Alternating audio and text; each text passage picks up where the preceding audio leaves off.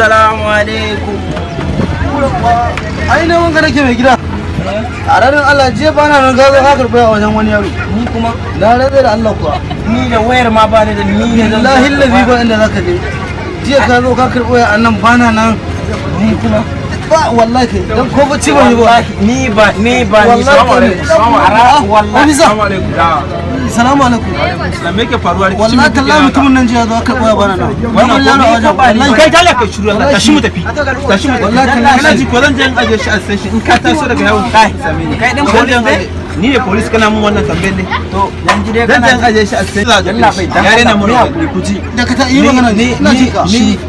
ni fa waya ni na ce muku garadin Allah ni ban dauki waya ba Ya za ka ci maka amma shiru mana. ka ji ko kaji ne ba mu je gida ni in duba waya idan Allah ya dakin gwaggon mu sai a samu ba kai ka dauka ba kana ce mu kuma a je gida a duba To. har yana mana hankali ka rana hukuma wayo ko yau zaka ga Wallahi tallahi. Yalla Kowa ne wallahi. yara ko mu tafi da shi Yanzu- je yanzu ba mu magana da je zaka mu na gama a kai ka dake shi Wallahi kai ka dake shi ba mu je gidan da zamu je mu gida je yau zaka ga yadda ake yana rufe ka a Aboki, station Ka zo ka karɓi waya kai ka wajen dauki wayan nan yaro. tun anan wanda ka ba mu Muna da ba sisi abin da kimar zaka ce ne. mu muna kawo ba kyaji shi ba da sisi kamar shiru ba abin da zai ce mu ka rana hukuma wayo ko ka rana hukuma wayo je dalla ba abin da ba shi dalla ba abin da zaka ce mu je ba abin da ci same masu san shi idan ka tashi mai jago